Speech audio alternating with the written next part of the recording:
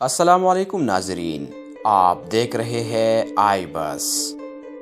ناظرین، 1948 میں اسرائیل کے قیام کے بعد جن عرب ممالک نے فلسطین کی حق میں نئی ریاست پر لشکر کشی کی، ان میں سے 4 ممالک شام، لبنان، اردن اور مصر کی سرحدیں براہ راست اسرائیل سے ملتی تھی، جبکہ متعدد مسلمان ممالک کی جانب سے فلسطینیوں کی حمایت علامتی نوعیت کی تھی۔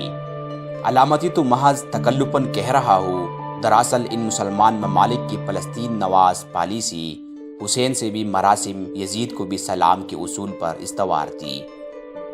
یہاں ہم غیر عرب مسلم ممالک ترکی اور ایران کا تذکرہ نہیں کر رہے، جنہوں نے اسرائیل کو وجود میں آنے کے 1 برس کے اندر ہی باضابطہ تسلیم کر لیا۔ یہ یاد رہے کہ 1979 میں ایران نے اسرائیل سے تعلقات توڑ لیے۔ آج کا ہمارا موضوع غیر خلیجی عرب ممالک اور شمالی افریقہ ہے۔ اردن جیسی فرنٹ لائن سٹیٹ بھی نومولود اسرائیلی ریاست سے روز اول سے رابطہ میں تھی۔ مثلاً 1948 اور 49 میں جن عرب ممالک نے اسرائیل کے خلاف اعلان جنگ کیا، ان میں سب سے مضبوط اردن کی فوج المعروف عرب لیجن تھی۔ ستم ظریفی یہ ہے کہ جس برطانیہ نے اسرائیل کی پیدائش میں دائی کا کردار ادا کیا، اسی برطانیہ کا ایک جنرل سر جان بیگٹ گلب عرف گلب پاشا 1956 تک عرب لیجن کا کمانڈر رہا۔ اس کی قیادت میں عرب لیجن نے 1948 میں اسرائیل کے قیام کے اعلان کے بعد مغربی کنارے پر اسرائیل کو روکا، جو کہ بالآخر 1967 میں بشمول بیت المقدس اسرائیل نے چھین لیا۔ مگر گلب پاشا اپنے بادشاہ اور اس کے سرپرست برطانیہ کے مرضی کے برعکس نومولود ریاست پر فیصلہ کنوار کیسے کر سکتا تھا؟ چنانچہ اسرائیل نے متحدہ عرب فوج کو راستے میں ہی روک دیا۔ یہ فوج خود ہی رک گئی، یا پھر سامراجی اسکرپٹ میں اس فوج کا بس اتنا ہی کردار تھا؟ یہ آپ کی سوچ پر چھوڑتا ہوں۔ بس یوں سمجھ لے کہ گلب پاشا ہی اسکرپٹ کا حصہ نہ تھا، بلکہ موجودہ اردنی بادشاہ کے دادا شاہ عبداللہ کی بھی اسرائیل کے پہلے وزیر اعظم ڈیوڈ بن گوریان سے مراسم تھے۔ اس لیے شاہ عبداللہ پر کسی سرپیرے نے مسجد اقصیٰ کی سیڑھیوں پر قاتلانہ حملہ کیا، مگر گولی خوش قسمتی سے سینے پر لگے تمغوں سے ٹکرا کر پھسل گئی۔ شاہ عبداللہ کے بعد آپ کے صاحبزادے شاہ حسین تخت پر بیٹھے تو انہوں نے والد کی پالیسی کو آگے بڑھایا۔ 1963 کے بعد سے شاہ حسین اور اسرائیلی حکام کی لندن کے اس کلینک میں ملاقاتیں ہوتی تھی جہاں شاہ طبی معائنے کے غرض سے آتے جاتے تھے۔ جون 1967 میں اگرچہ اسرائیل نے شام سے گولان کی پہاڑیاں اور مصر سے جزیرہ نما سینا اور اردن سے بیت المقدس سمیت پورا غرب اردن چھین لیا، مگر اردن اور اسرائیل کے خاموش روابط پر کوئی خاص فرق نہ پڑا۔ 1970 میں اردنی ٹینکوں نے اسرائیل سے 1948 میں نکالے گئے فلسطینیوں کے کیمپ یہ کہہ کر کدیڑ دیے کہ فلسطینی اردن میں ریاست کے اندر ریاست بنا رہے ہیں۔ یاد رہے کہ اس میں شاہ حسین کو پاکستان کی عسکری حمایت حاصل تھی۔ سینکڑوں ہلاکتیں ہوئی، چنانچہ فلسطینیوں کی اکثریت لبنان منتقل ہو گئی۔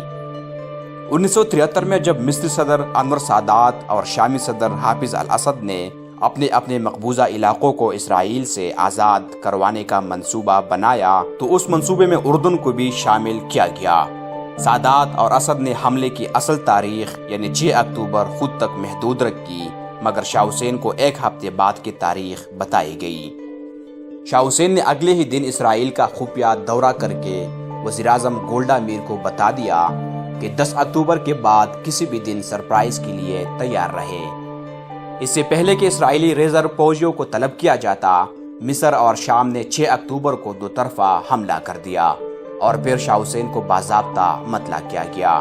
جب نومبر 1977 میں انور سادات پہلے عرب رہنما بن گئے جنہوں نے کلم کلا اسرائیل کا دورہ کیا اور اسرائیلی پارلیمنٹ سے خطاب کیا تو پوری مسلمان دنیا سوگ میں تھی۔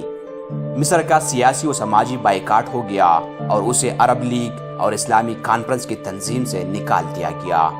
لیکن جب 1994 میں دوسرے عرب ملک اردن نے اسرائیل کو باضابطہ تسلیم کیا، تب تک اسرائیل کو کسی مسلمان بالخصوص عرب ملک کی جانب سے تسلیم کرنا نہ کرنا کوئی اچنبے کی یا چیخنے چلانے والی خبر نہیں رہی۔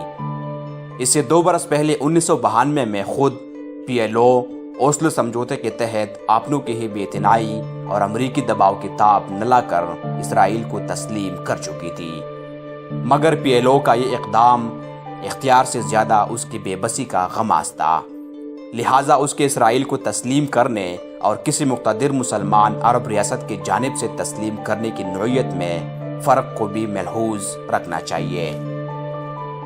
صرف اردن ہی کیا، خود مراکش کے 50 کی دہائی سے اسرائیل سے غیر اعلانیہ تعلقات ہے۔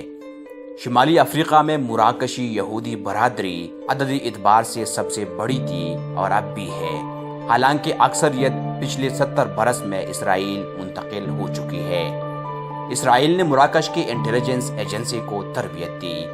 2 اسرائیلی وزرائے اعظم مختلف مواقع پر رباط جا چکے ہیں۔ تیونس اور اسرائیل کے غیر رسمی تعلقات حبیب برقیہ کے دور سے ہی قائم ہے۔ اسرائیل زرعی ٹیکنالوجی سے تیونس نے بھی خاصا استفادہ کیا۔ جب 1982 میں شدید اسرائیلی فوجی دباؤ کے سبب یاسر عرفات کی قیادت میں PLO کو بیروت چھوڑنا پڑا تو فلسطینی قیادت کو تیونس نے ہی سر چھپانے کی جگہ دی، مگر پھر اسی تیونس کے صدر زین العابدین بن علی نے 1996 میں اسرائیل کو رابطہ دفتر کھولنے کی اجازت دی اور اپنا بھی ایک دفتر تل ابیب میں کھولا۔ عرب لیگ اور اسلامی کانفرنس کے ایک اور اہم افریقی عرب رکن سوڈان کے بھی اسرائیل سے تعلقات بگڑتے بنتے رہے۔ 1957 میں سوڈانی وزیر اعظم عبداللہ خلیل کی اسرائیلی رکن پارلیمان گولڈا میر سے پیرس میں ملاقات ہوئی، مگر بیل منڈے نہیں چڑھ سکی۔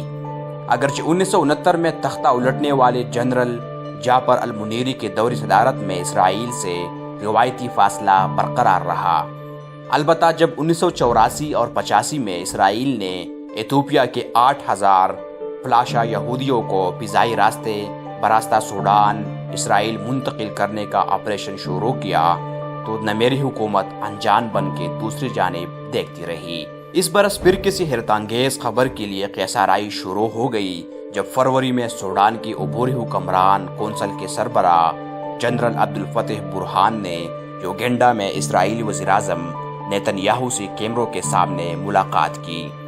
اس ملاقات کے بعد نیتن یاہو نے 2 طرفہ تعلقات میں اہم پیش رفت کی امید ظاہر کی، مگر فوراً ہی سوڈانی وزارت خارجہ کی جانب سے تردید آ گئی۔ سوڈان دہشت گردی کی پشت پناہی کرنے والے ممالک کی امریکی فہرست میں شامل ہے، لہٰذا اسی بین الاقوامی بالخصوص امریکی سرمایہ کاری کو راغب کرنے اور عالمی مالیاتی اداروں سے مدد کے حصول میں سیاسی دشواریوں کا سامنا ہے۔ سوڈانی فوجی قیادت کا خیال ہے کہ اسرائیل کو تسلیم کرنے کے بدلے میں امریکی پابندیاں ختم ہو سکتی ہے، البتہ حکومت میں شامل سویلین رہنما فلسطینیوں سے سمجھوتے پر تسلی بخش عمل درآمد سے قبل اسرائیل کو تسلیم کرنے کے مخالف ہے۔ حال ہی میں امریکی وزیر خارجہ مائک پومپیو نے بھی سوڈان کو رجانے کے لیے خرطوم کا دورہ کیا، مگر کچھ زیادہ پیش رفت نہ ہو سکی۔ اس وقت عربوں اور شمالی افریقی ممالک سے 2 طرفہ اسرائیلی تجارت کا حجم بظاہر بہت کم، یعنی $7 ارب سالانہ کے لگ بھگ ہے، مگر اگلے برس یہ حجم اگر تگنا نہیں تو دگنا ہونے کی امید ضرور ہے۔ اس وقت ڈونلڈ ٹرمپ کی پوری کوشش ہے کہ وہ نومبر میں ہونے والے صدارتی انتخابات میں اپنی پوزیشن مستحکم کرنے کے لیے جتنی ٹرافیاں جمع کر سکتے ہیں کر لے، جبکہ کئی ممالک اور ان کے حکمران ٹرمپ کے احسانات کا بدلہ چکانے کے لیے بھی بے چین ہیں، لہٰذا اگلے چند ہفتے میں ایک آدھ مزید مسلمان ملک کی جانب سے اسرائیل کو تسلیم کیا جا سکتا ہے۔ البتہ قطار میں لگے زیادہ تر ممالک شاید امریکی صدارتی نتائج کا انتظار کرے۔ تب تک کے لیے اتنا ہی، اور مزید ویڈیوز کے لیے دیکھتے رہیے آئی ویس۔